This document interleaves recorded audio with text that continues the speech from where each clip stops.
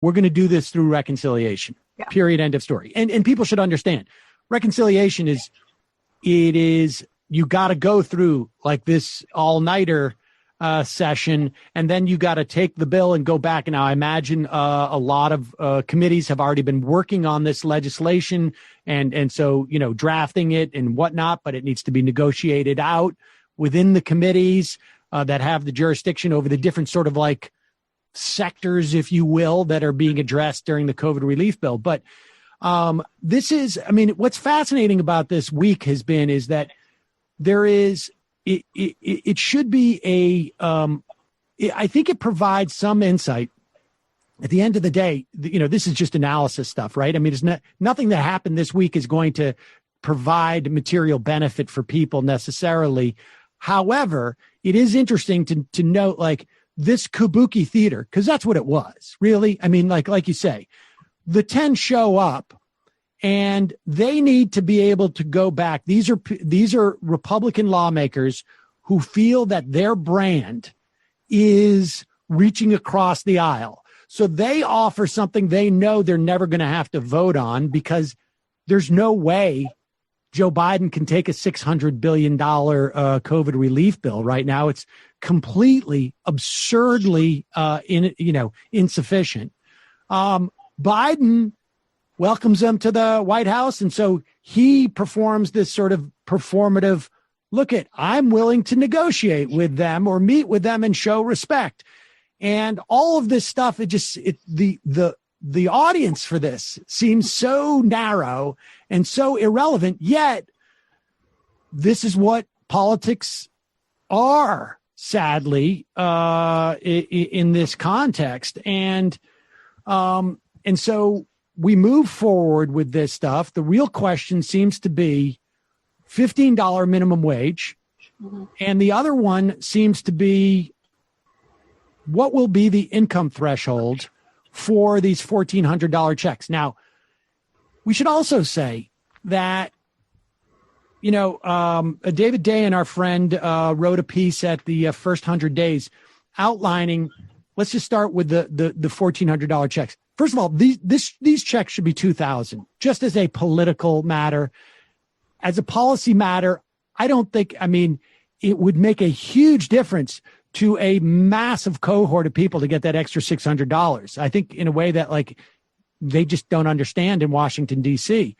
But as a political matter, it's going to be really important too, it seems to me. And Sam, before we got on to the next part, I didn't want to get off of the fact that we are talking about lowering the threshold now from 75,000 to 50,000 with these, 10 or 8 Democratic senators who are more conservative.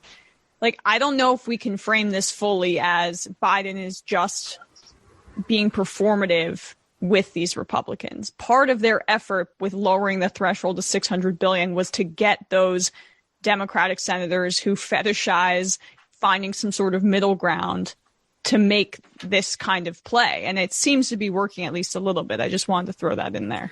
Well, to that point, David Dayen wrote that the difference between, or I should say on the $2,000 check, the difference between a $2,000 check and a $1,400 check is $45 billion in the context of a $1.9 trillion bill. And you think about what would it cost to buy, never mind, both the policy and the political, it just seems unbelievable to me. In terms of why you wouldn't do that. Also, the income threshold, the problem is that you're talking about 2019 income. So if I made 75,000 in 2019, there's a better chance that I'm okay in 2020 than if I made a $50,000. But the bottom line is we don't know. And unless you file before the checks come out, by the way. So if your income changed for the audience that much, file before. You can do that. All right. Well, so it's not on 2020. They will take 2020. I think that's being proposed, but I'll fact check it. Yeah, I have not heard that. I guess it's conceivable, but you would definitely want to do that. But how many people are going to file before this? The amount of people are going to be left off, and this stuff and you had Larry Summers come out today now leading the charge of maybe this is too big. I mean, they're building up towards this, right? Where they're trying to justify some cuts to this. Well, they seem to be. And even on just a technical level, as far as the checks, one of the things that drives me crazy about this is the ideas that they don't want to literally send out the checks to people. They want to cut the threshold and then not send them checks. That's ridiculous. What they should do is send everybody the checks, and if there are people who received them that earned more than whatever their threshold is, tax in 2021, when they go to pay their taxes for 2020, you recapture it. Just the way they do with the healthcare subsidies. If you got a healthcare subsidy through Obamacare throughout the year, and it turns out that you made more money than what was, than that subsidy, related to, you pay it back on your taxes at the end of the year. I've had that happen. This is not a big thing. It's like you underpaid your taxes. It's very, very simple to do that. So the idea that they wouldn't want to initially in this first big blast, just to be safe, send out as much money as you can to as many people as you can, because by the way, the job numbers today, from what I read, it's not looking good, and it's not looking good for a number of reasons. I mean, there's the ongoing issues in certain sectors of the economy, which have been suffering greatly, travel and hospitality and restaurants and the rest. But what these numbers also show is that this is starting to affect all levels of the economy, and that was not happening in the third and fourth quarter last year. But according to the New York Times today, the economy is slowing across the board all of a sudden. We are we're still having huge numbers of people filing for first-time unemployment claims, and the number of jobs that were gained, I guess people were trying to tout that this morning, is 45,000 jobs. I mean, that's nothing. I mean, it's insane to be proud of that by any means. 4 times less than you need to actually keep up with the number of people entering the job force. Exactly. So the problem is that we have an economy that is now, we're going the wrong direction. Let's just put it that way. So whatever they do right now to try and stimulate, whether it's through the Fed action or whether it's through stimulus, COVID relief, whatever it is, they should do it, because they can, it's like, we'll deal with if rich people got money that they shouldn't have gotten, we'll take care of that down the line. We'll deal with that. But right now we need to shovel money into the economy to just, make sure that we don't go into free fall here.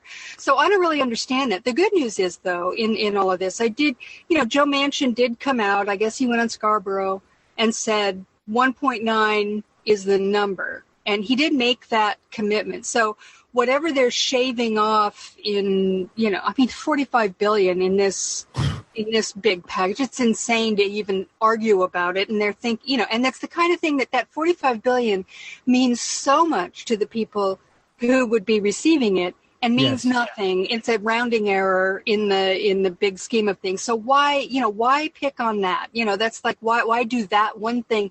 The checks, and all you have to do is ask Raphael Warnock and ask John Ossoff how they feel about this, because that promise was probably what put them over the top. And Without Joe Biden a doubt. went out there and said, we're sending these checks out immediately, and they better think twice about going back on that and not fulfilling that promise. This is there's a little bit of bubble, quality to this. Apparently, like 4 or 5 minutes ago, Molly Nagel, ABC White House reporter, reports that Biden says, quote, "I'm not cutting the sides of the checks. They're going to be $1,400, period." That's what the American people were promised. I mean, I understand what they're trying to do here, but it is pretty transparent. It is, just because you're going to be forceful about stating a number does not mean that people aren't going to notice the difference between 2,000 and 1,400. And I get it. The promise was made, frankly, after the bill was passed for the $600. So, he wasn't up there in Georgia going down there and saying, you vote for these guys in office, you're going to get $2,000.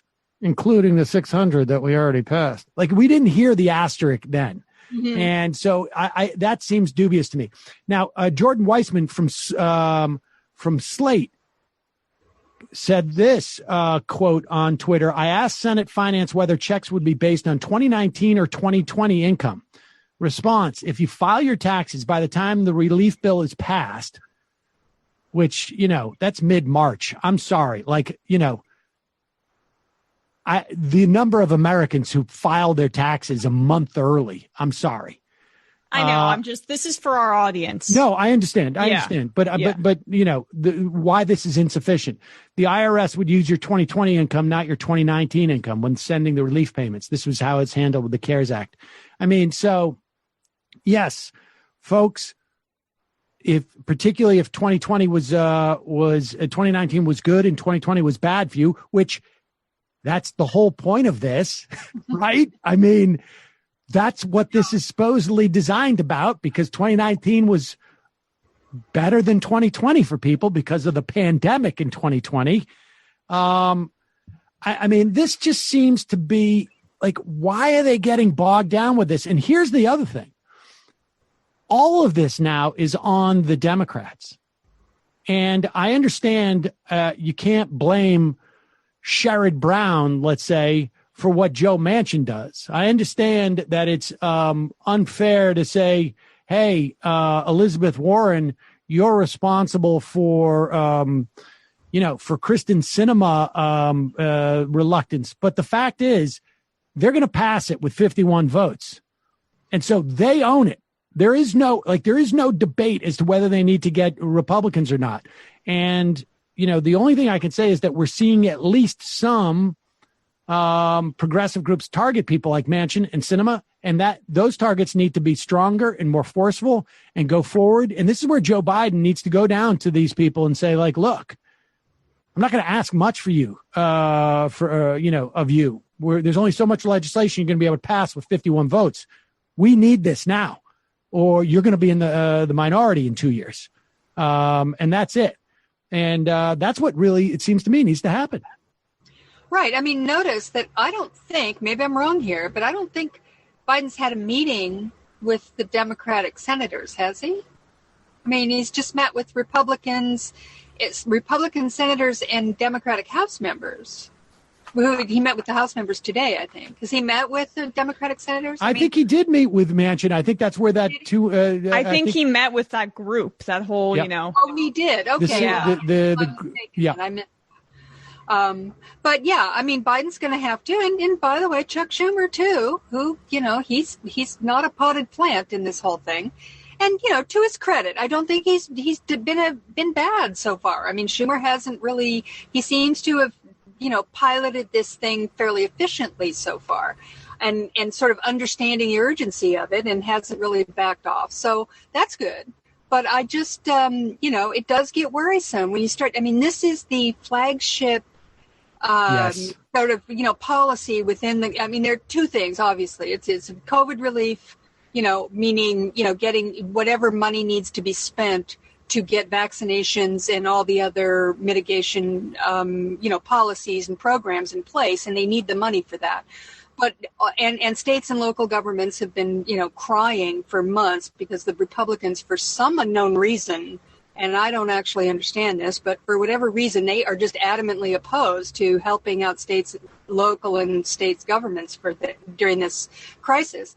But these checks, that's the tangible thing. You get they're sending out these cards now, these like credit cards. And, that's a real thing. It's a tangible thing. You hold it in your hand. It's got your name on it. You can go spend it immediately. So it's a big mistake to skimp on that, just aside from the substantive reasons to get the money out, as we've discussed, but just on a purely political basis. It just makes no sense. This is something people would see instantly and go, okay, we're seeing some action here. And it's more than 600, which, really was a drop in the bucket. Right. All right. Well, in terms of like the $15 minimum wage, I don't have a real sort of like sense of what's going to happen there. If I had to guess, I would say they're going to put this